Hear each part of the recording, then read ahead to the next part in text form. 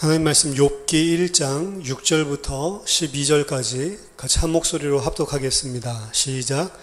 하루는 하나님의 아들들이 와서 여호와 앞에 섰고 사탄도 그들 가운데에 온지라. 여호와께서 사탄에게 이르시되 네가 어디서 왔느냐? 사탄이 여호와께 대답하여 이르되 땅을 두루돌아 여기저기 다녀왔나이다. 여호와께서 사탄에게 이르시되 내가 내 종 욥을 주의하여 보았느냐? 그와 같이 온전하고 정직하여 하나님을 경외하며 악에서 떠난 자는 세상에 없느니라. 사탄이 여호와께 대답하되 하여 이르되 욥이 어찌 까닭 없이 하나님을 경외하리이까? 주께서 그와 그의 집과 그의 모든 소유물을 울타리로 두르심 때문이 아니니까? 주께서 그의 손으로 하는 바를 복되게 하사 그의 소유물이 땅에 넘치게 하셨음이니이다. 이제 주의 손을 펴서 그의 모든 소유물을 치소서. 그래하시면 틀림없이 주를 향하여 욕하지 않겠나이까? 여호와께서 사탄에게 이르시되 내가 그의 소유물을 다 내 손에 맡기노라. 다만 그의 몸에는 내 손을 대지 말지니라. 사탄이 곧 여호와 앞에서 물러가니라. 아멘. 오늘 욥기에 대해서 간단한 신정론에 대한 부분들을 조금 이야기하고 마무리를 하겠습니다. 신정론이라고 하는 것은 하나님이 과연 정의로우신 분인가 라고 하는 부분에 대해서 신학적으로 토론하고 논쟁하는 부분입니다. 과연 하나님이 살아계시고 하나님이 공평하신 분이라면 어떻게 이런 일이 일어날 수 있을까라고 하는 그런 질문에서 시작된 거죠. 성경에서는 하나님이 다스리신다라고 이야기를 하고 있는데, 다스리시는 하나님이 계시는데도 불구하고 하나님이 없는 것처럼 이 땅에서 어떤 일들이 생겼을 때 신정론에 대한 이런 의문을 품게 되는 것입니다. 하나님이 과연 정의로우신 분인가, 공평하신 분인가? 만약 하나님이 그렇게 선하신 분이라면 어떻게 이런 일이 일어나도록 가만히 내버려 두시거나 혹은 허락을 하시는가? 이것이 바로 신정론에 관한 것입니다. 구약 성경 안에는 이 신정론에 관한 질문이 주로 언약적인 관점에서 많이 등장을 합니다. 하나님은 과연 언약을 신실하게 지키시는 분인가 아닌가라고 하는 부분입니다.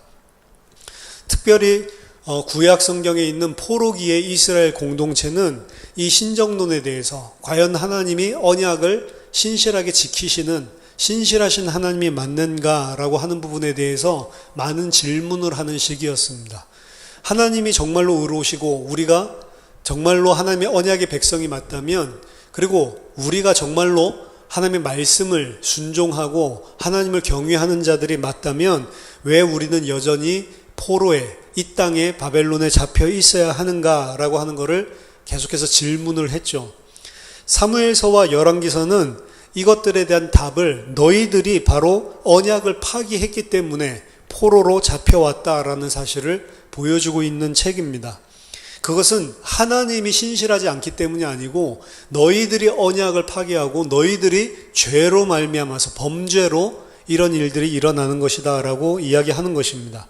그럼에도 불구하고 여전히 그 땅에 왔었던 렘넌트들, 그 땅에 와서 태어나서 하나님 앞에 온전하게 살려고 했었던 자들, 의로운 남은 자들에게 있어서는 이 신정론에 대한 문제가 해결이 속시원이 되지는 않았습니다. 그래서 부모님이 잘못한 걸 가지고 어떻게 우리에게 이런 일을 할 수 있는가라고 하는 의심이 계속 등장을 하는 것이죠.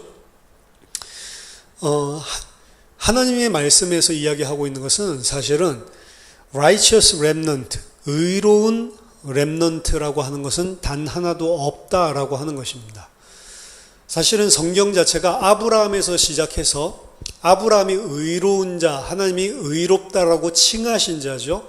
아브라함으로부터 시작해서 아브라함의 자손들이 번창하고 하나님의 백성들이 계속해서 증가하는 방향으로 창세기에서부터 시작해서 출애굽기까지, 그리고 또 이스라엘 나라를 이루는 데까지 계속해서 하나님의 백성들이 늘어나는 그 장면들을 계속 보여줍니다. 문제는 뭐냐면 수적으로는 양적으로는 증가를 하는데도 불구하고 그 안에 정말로 질적으로 하나님을 순종하고 경외하고 있는 참된 의로운 자들이 점점 없다라고 하는 거죠.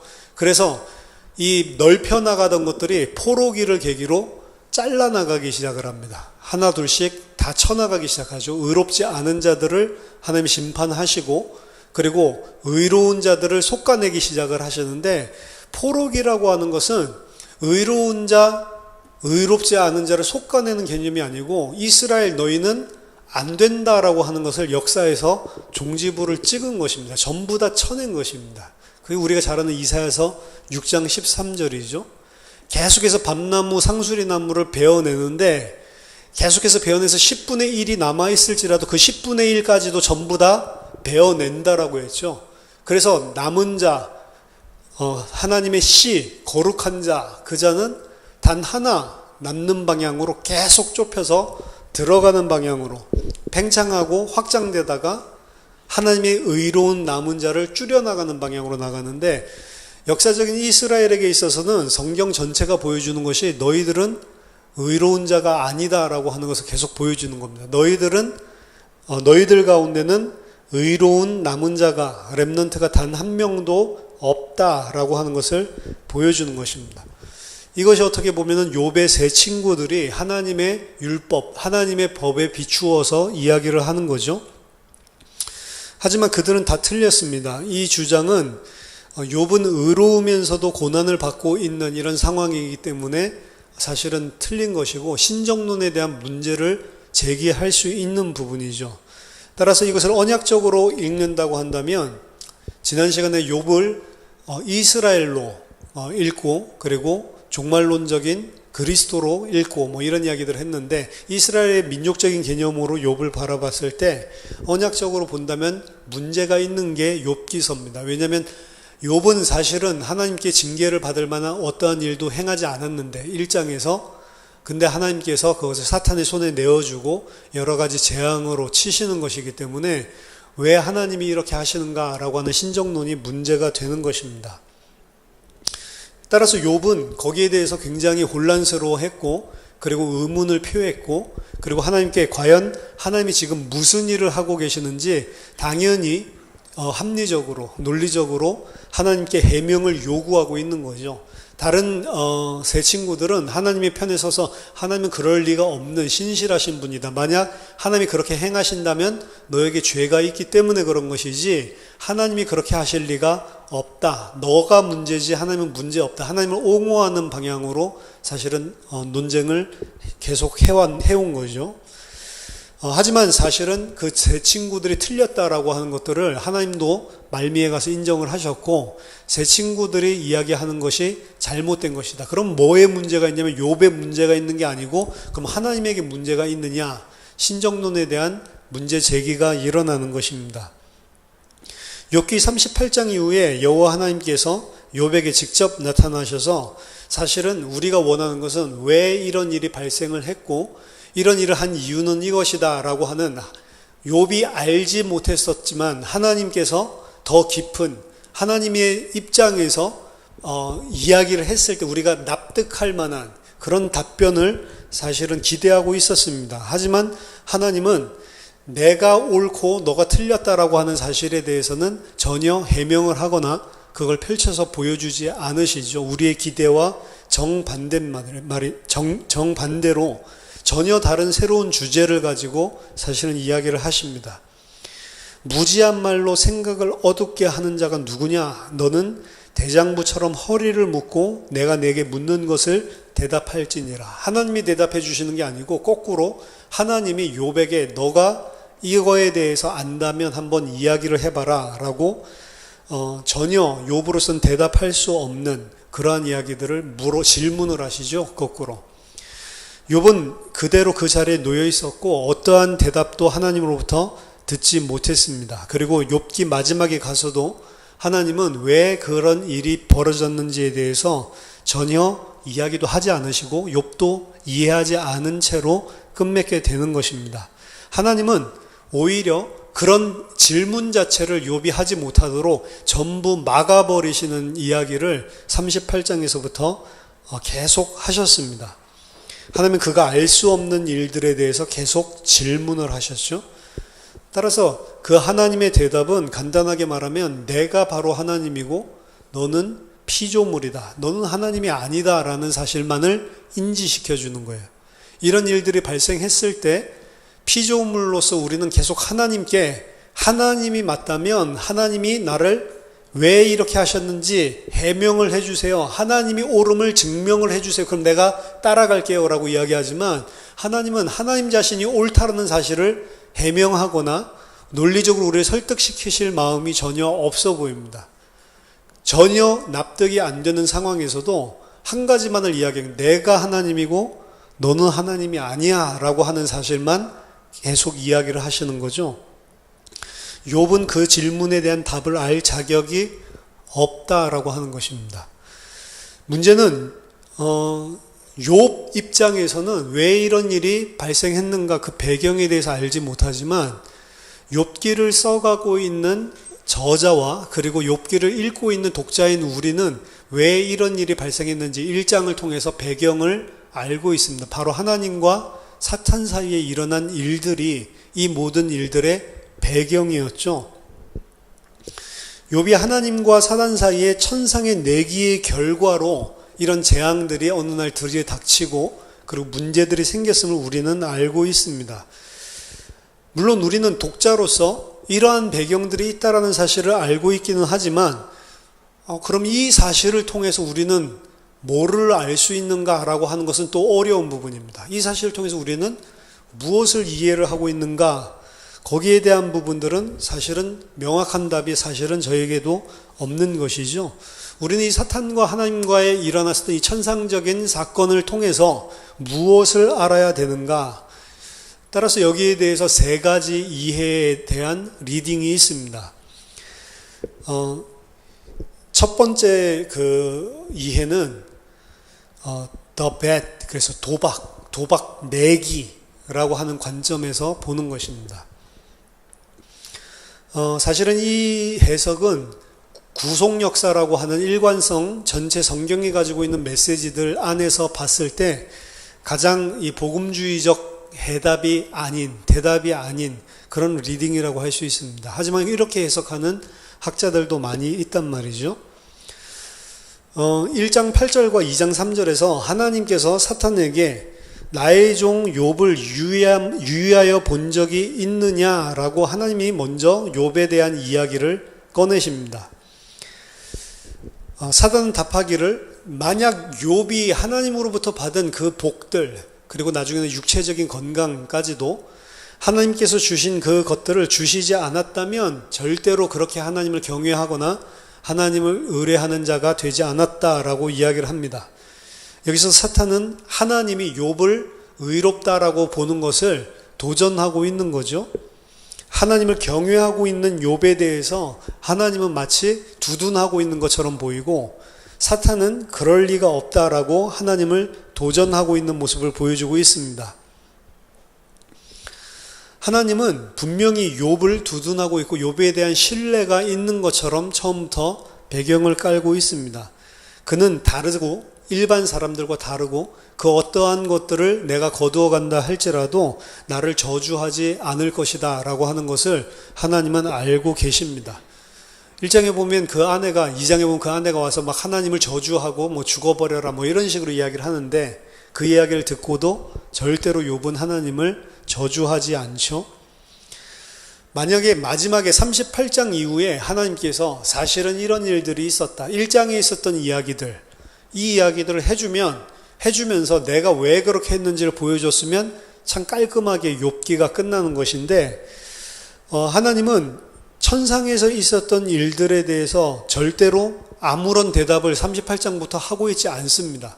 도리어 거기에 대해서 대답해야 될 대목에서 욥이 대답하지도 못할 이 말도 안 되는 하나님만 알고 계시는 것들을 계속 질문하고 있단 말이죠.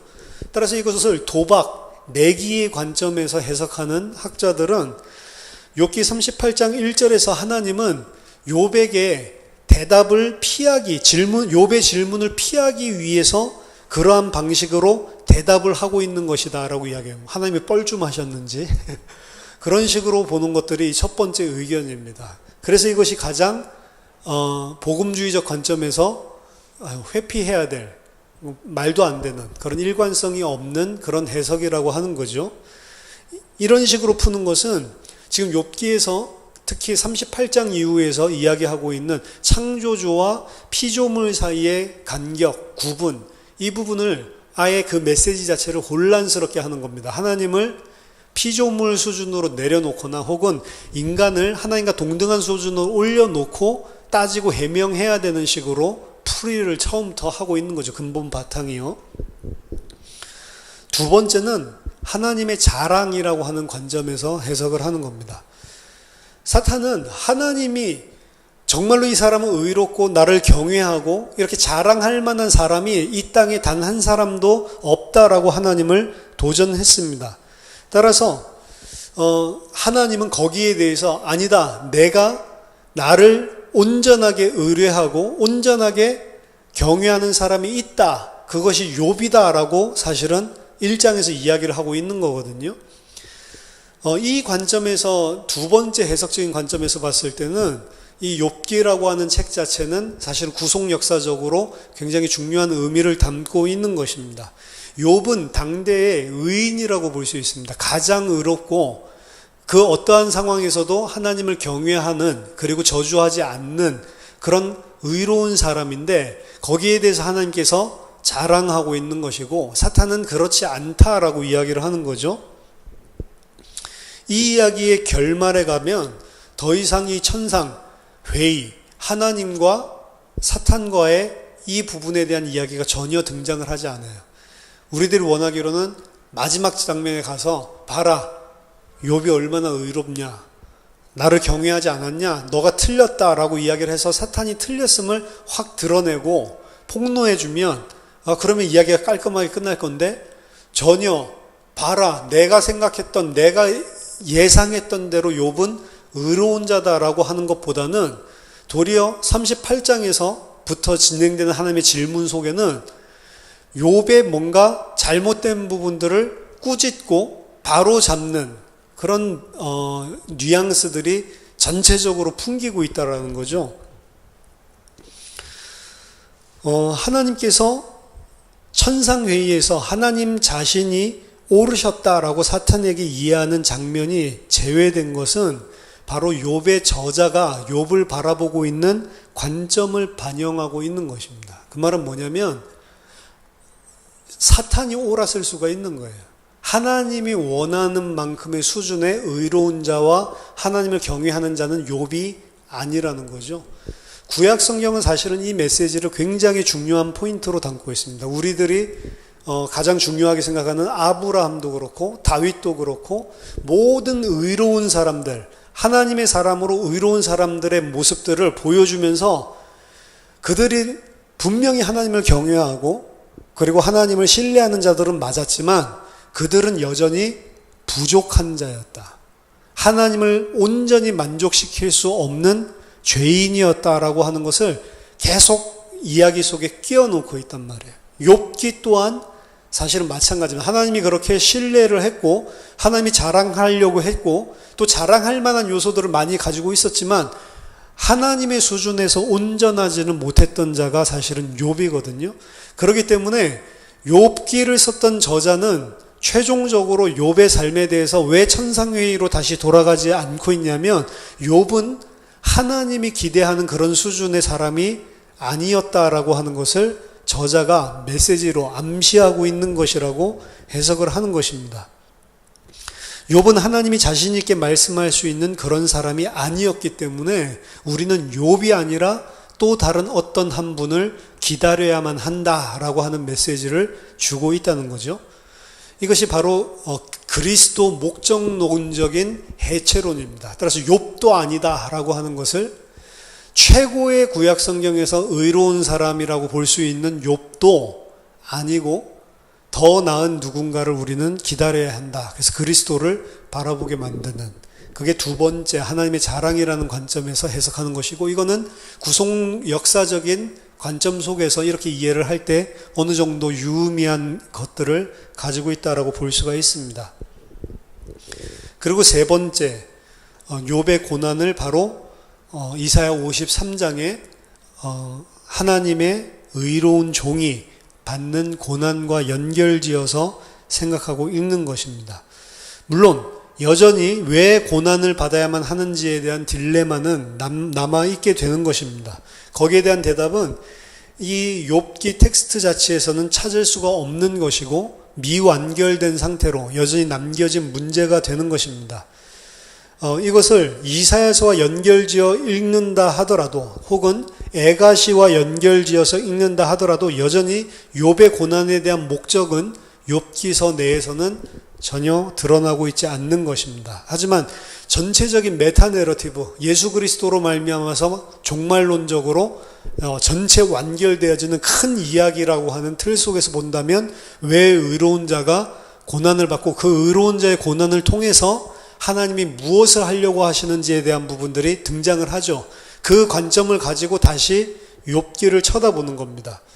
그래서 욥의 메타 내러티브, 예수 그리스도 의인의 고난을 통해서 하나님께서 하려고 하시는 것은 타인의 죄를 용서하고 그리고 그 의로운 자의 고난을 통해서 구원하려고 하는 게 하나님의 목적이잖아요. 그런 전체적인 의로운 자의 고난은 죄를 용서하고 대속하고 그리고 구원하려고 하는 거에 있다라는 관점을 가지고 욥기 자체에는 안 나와요. 그 내용이. 근데 그런 눈을 가지고 욥을 이제 다시 보면 그러한 부분들에 대한 힌트들이 조금 숨겨져 있는 부분들은 있다는 거죠. 욥기 1장 5절에 보면 욥은 자녀들이 잔치를 끝내고 나면 자녀들이 제사를 드리는 게 아니고 욥이 그 자녀들이 죄를 위해서 제사 드리는 장면이 나옵니다.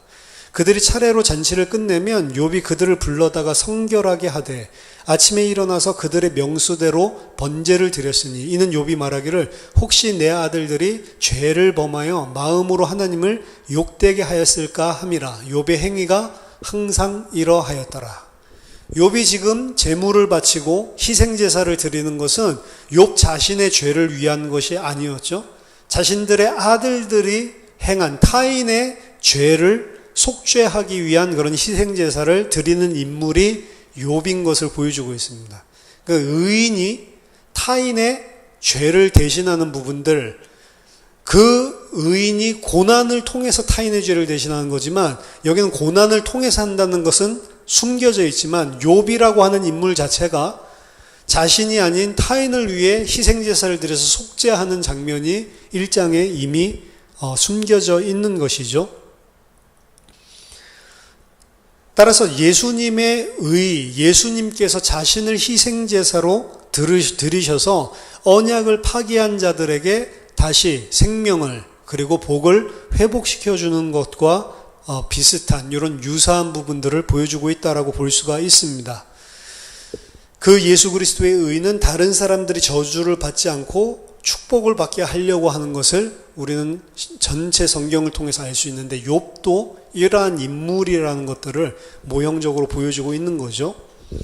또한 욥기서 42장 8절에서 하나님은 욥에게 그 친구들을 위해서 기도하게끔 하죠. 그 친구들에게 욥의 기도를 받으면 하나님께서 용서하시겠다라고 이야기를 합니다. 그리고 욥은 그의 우매한 친구들을 위해서 기도를 해주는 장면이 등장을 하죠. 그들을 우매를 욥의 기도로 인하여 그들의 우매대로 갚지 않겠다라고 하나님께서 말씀하셨습니다. 따라서 욥은 여기서 어리석은 친구, 그 어리석음에 대응은 지혜서에서 사망입니다. 어리석음에 대응하는 그 죄값을 받지 않도록 중보적인 기도를 하고 있는 역할을 또 하고 있는 것을 말미에 가서 또 보여주고 있습니다. 따라서 욥기 1장과 42장 처음과 마지막 부분에 욥이라고 하는 인물이 자신이 아닌 타인의 죄와 타인의 죄로 인한 심판을 면하게 하는 그런 인물로서 등장을 하고 있는 것들을 욥기 안에서도 보여주고 있는 것입니다. 이사야서 53장에서 하나님의 의로운 종, 고난받는 종은 죄인들을 위해서 중보기도를 하고 있고 욥도 여기서 이러한 관점에서 똑같은 역할을 하고 있는 것을 보여주고 있습니다. 이것은 굉장히 둘 사이에 있는 강력한 고리라고 할 수 있습니다. 따라서 이러한 세 번째 리딩을 통해서 우리는 구속 역사 속에서 이스라엘의 역할이 무엇인지, 그 이스라엘은 참 이스라엘 이야기를 하는 겁니다. 그리스도. 이스라엘의 역할이 무엇인지, 그리고 중보자, 중재자로서의 그리스도로 욥기를 읽을 수 있도록 만들어주는 것입니다. 우리는 욥기를 이러한 맥락 속에서 그리스도의 모형론적인 관점에서 이해를 해야만 해야 되는 것입니다. 따라서 욥기에 대한 대답은 신명기적인 신학이나 단순한 응보신학, retribution theology, 죄 지으면 벌 주고 그리고 열심히 잘하면 상 주고, 그게 응보신학이거든요. 그게 신명기 신학의 핵심입니다. 단순한 그 응보신학 안에서, 신명기 신학에서 찾을 수가 없다라는 거죠. 그 해답은 의로운 이스라엘이라고 하는 그 전체적인 성경 이야기 속에서 발견되어지는 것입니다. 따라서 하나님의 의도가 뭐냐, 왜 의인이 이러한 일들을 당하게 하냐라고 해서 봤을 때 하나님의 의도는 불의한 자를 축복하시기 위해서 의로운 자, 의인을 불공평하게 치시는 그런 하나님이다라고 하는 것을 보여주고 있어요. 그렇게 보여주시는 것은 바로 그리스도를 보여주려고 그렇게 하시는 거죠. 그리스도의 고난에는 구속 역사적인 이런 성격이 포함되어 있고 그 부분을 지금 욥기에서도 보여주고 있는 것이다. 이 세 번째 의견이 가장 종합적으로 욥의 고난, 왜 욥의 이유 없는 고난, 이걸 우리는 어떻게 이해해야 되나라고 하는 것을 욥기 자체에서는 주고 있지 않지만 전체적인 구속 역사적인 관점에서 우리들이 이해할 수 있는 부분입니다. 욥은 그 신약 성경에서도 몇 군데서 언급이 되고 있는데요. 그 중에 하나가 야고보서 5장 11절입니다.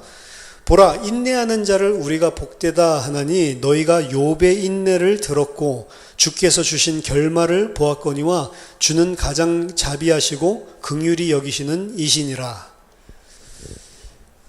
만약 욥이 고난받는 종으로 우리가 연결을 시킨다면 이것은 신약 성경 안에 구속 역사에 대한 욥에 관한 언급이 만약에 있다면 더더욱 그 연결을 우리는 증명할 수, 더더욱 자세하게 열어볼 수 있을 것입니다. 따라서 욥기를 그리스도 중심으로 그렇게 연결해서 이해할 수 있는 창조적인 방법이 생기는 것인데, 야고보서에서 좀 전에 언급한 이 욥에 대한 언급은 그리스도 중심적이라기보다는 교회, 하나님의 백성들 중심적으로 이야기를 하고 있는 것입니다. 이것은 교회가 어떻게 욥의 이야기에 들어맞을 수 있는가에 관한 것입니다. 이것은 우리가 그리스도 안에 있기 때문에 그리스도 안에서 파생되어지는, 그리스도 중심적인 해석에서 파생되어지는 것이라고 봐야만 하는 것입니다. 왜 너희들이 고난을 당하고 있는가라고 하는 것에서 우리가 그리스도 교회로서 그리스도 안에 속한 공동체이기 때문에, 그리스도와 연합한 자이기 때문에 그리스도께서 당하신 그 고난과 같이 우리에게도 파생적으로 일어나는 거라는 거죠. 그리고 그 속에서 욥이 받았던 고난, 그리스도가 받았던 고난, 요걸 오버랩 시키면서 그 안에서 욥이 어떻게 행했고 그리스도가 어떻게 행했으며 따라서 그리스도 안에 있는 너희가 어떻게 행해야 되는지라고 이야기하는데, 그게 바로 마지막 재림까지, 돌아오실 때까지 너희는 인내해야 된다라고 이야기를 하는 겁니다.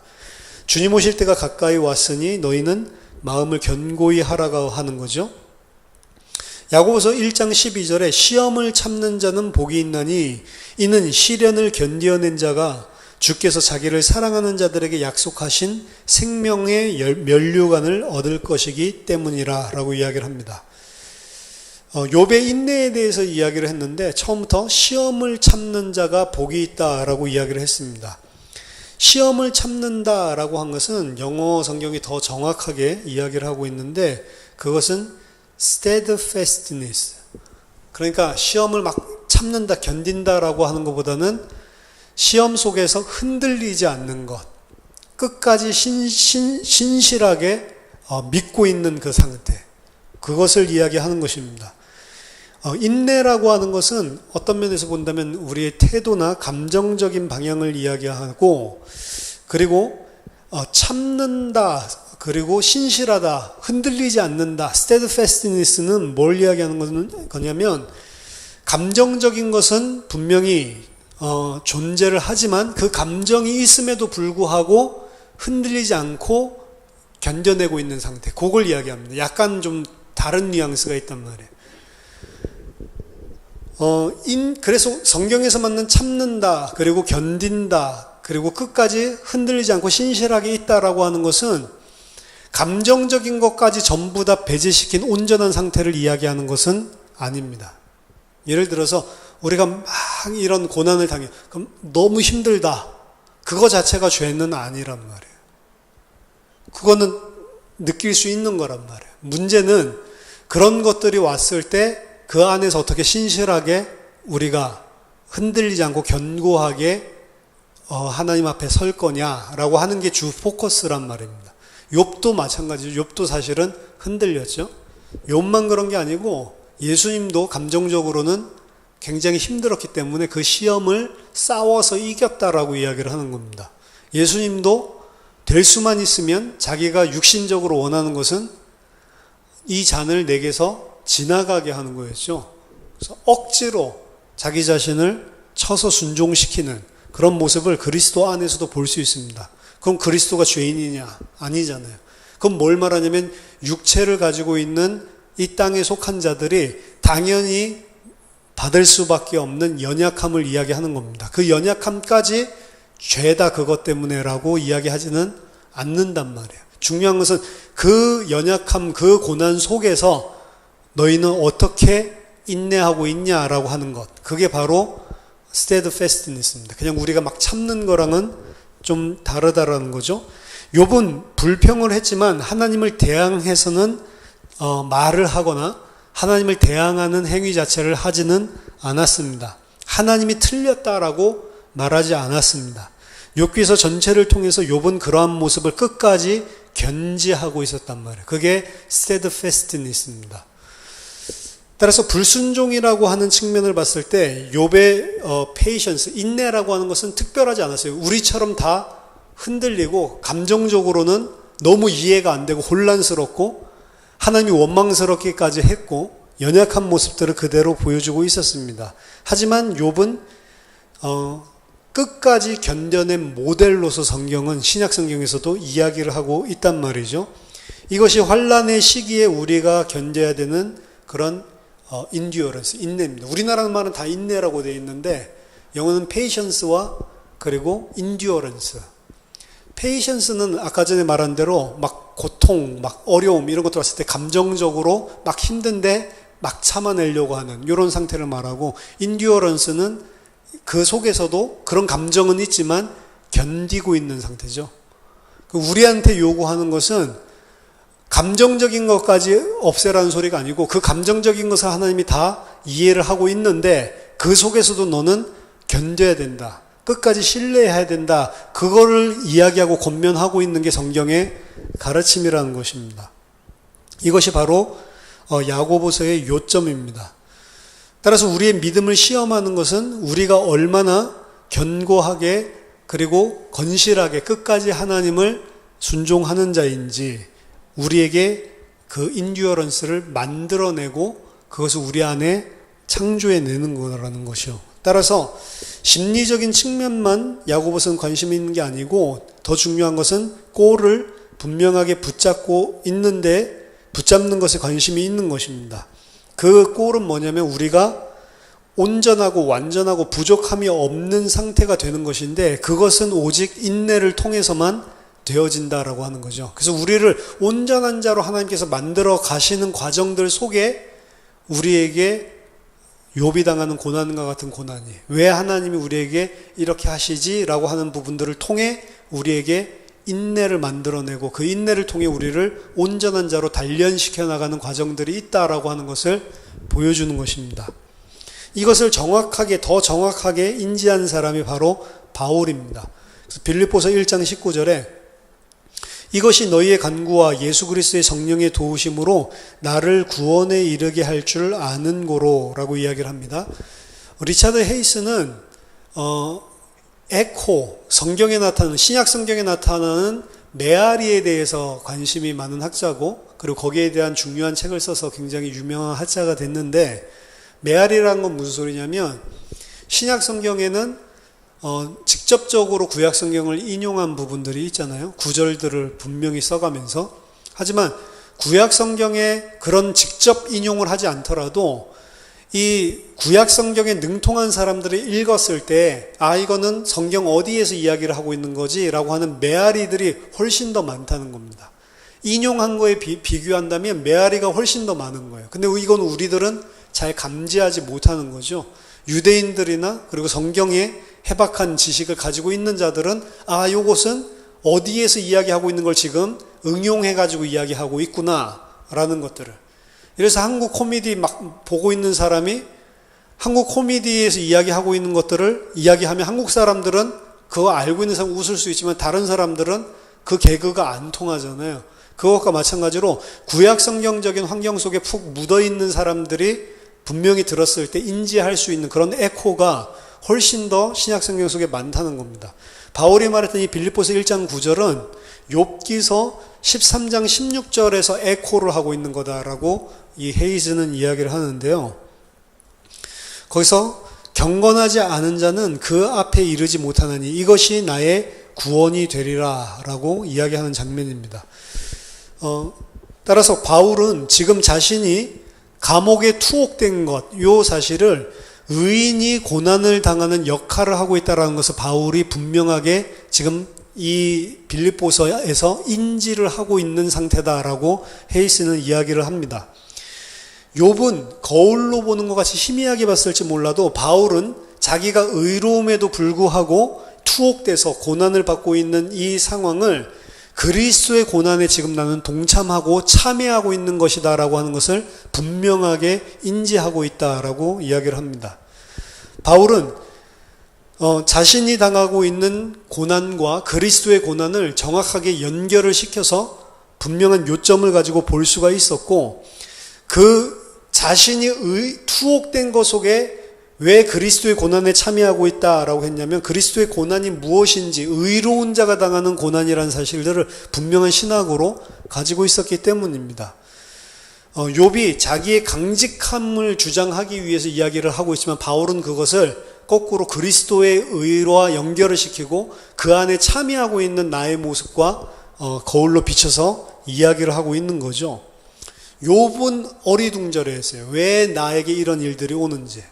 근데 바울은 분명히 알았습니다. 아, 내가 지금 그리스도의 참여하고 있는 거구나 라고 하는 것을 분명히 알았다는 거죠. 우리는 신구약을 다 가지고 있는 자들이고 성령을 받은 자들입니다. 욥처럼 어리둥절함을 거부해야 돼요. 욥은 왜 우리에게 이런 일이 아니요, 그런 일이 생길 때 도대체 납득이 가지 않는 고난이 왔을 때, 아, 내가 이걸 잘못해서 이렇게 했구나. 이거는 신명기적인 해석이고요. 납득이 가지 않는 고난이 왔을 때 도리어, 아, 그리스도의 고난에 지금 참여하고 있는 연합된 자구나 라고 하는 것들을 보는 것입니다. 그리고 그 안에서 그리스도께서 그 속에서 인내하셨듯이 우리도 그 속에서 그리스도의 참여한 자로 인내하는 것이죠. 우리에게 있어서 욥과 같은 의인의 고난은 하나님의 백성, 기독교인을 부르신 하나님의 소명입니다. 하지만 우리는 그러한 고통과 고난들 속에서도 그 고통을 누릴 수 있죠. 왜냐하면 우리는 왜 그 일이 일어나는지를 그리스도 안에서 새롭게 볼 수 있는 눈이 있고, 그리고 그 이야기의 결말이 어떻게 끝나는지를 알고 있기 때문입니다. 우리는 그 고난을 통해서 온전한 하나님의 사람으로 세워져 가고 있단 말이에요. 로마서 5장 3절 4절, 다만 이뿐 아니라 우리가 환난 중에도 즐거워하느니 이는 환난은 인내를, 인내는 연단을, 연단은 소망을 이루는 줄 알미로라.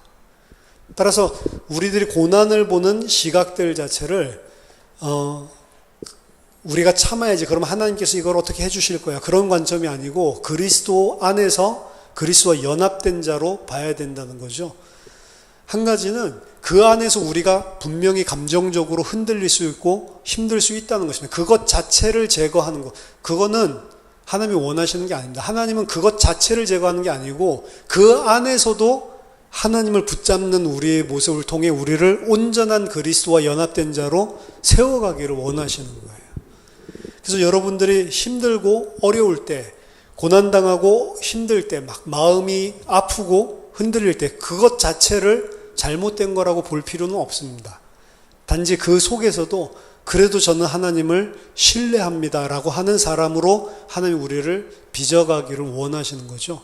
그리고 우리가 이 속에서도 우리가 하나님을 신뢰합니다라고 할 수 있는 그 근거가 그리스도께서 행하신 고난과 그를 통해서 하나님께서 이루신 언약이 배경이 되어야 되는, 그걸 바울은 분명히 본 거죠. 그래서 그냥 고난을 이 속에서도 하나님이 허락하셨으니까 버틴다라는 개념보다는 내가 그리스도의 일에 동참하고 있는 자다, 지금 그리스도 일에 참여하고 있는 것이다 라고 하는 것으로, 그리고 그 참여를 통해서 나를 온전한 자로, 이 연단을 통해서 나를 인내로, 그리고 소망을 이루게 하나님께서 나를 지금 인도해 나가시는 걸음이다 라고 하는 것을 인지하는 거죠.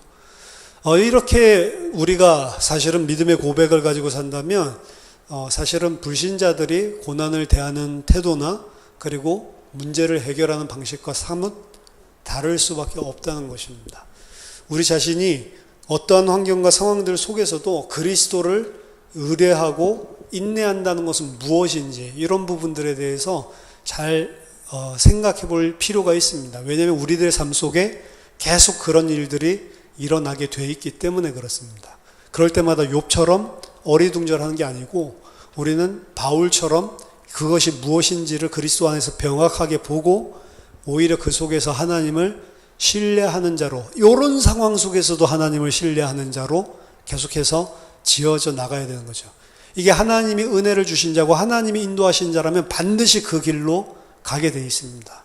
하나님이 은혜 주시지 않고 하나님이 택하시지 않은 자라면 도리어 그런 상황들은 하나님을 저주하고 하나님을 저버리는 것, 하나님이 어디 있어, 내가 이렇게 했는데 라고 하는 걸로 끝맺게 되는 거죠.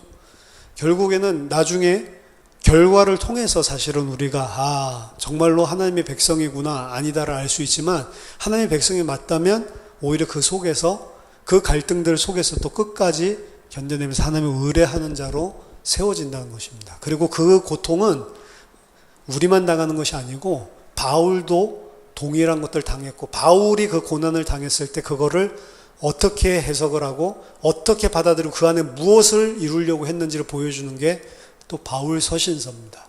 이미 1세기에 신약성경에 여러 증인들이 우리들 앞에 있는 거죠.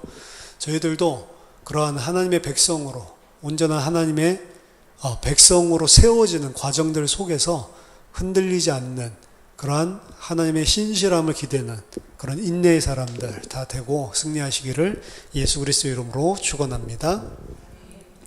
기도하겠습니다. 하나님, 마음이 아프고 또 고통스럽고 너무나 힘들 때가 많이 우리들의 인생 속에 닥치겠지만, 그 속에 오늘 바울이 고백한 것처럼 그리스도의 고난에 참여하고 그 그리스도를 부활시키신 그 하나님의 신실하심을 온전히 의지하는 하나님의 백성들 다 될 수 있도록 우리에게 은혜를 허락해 주시옵소서.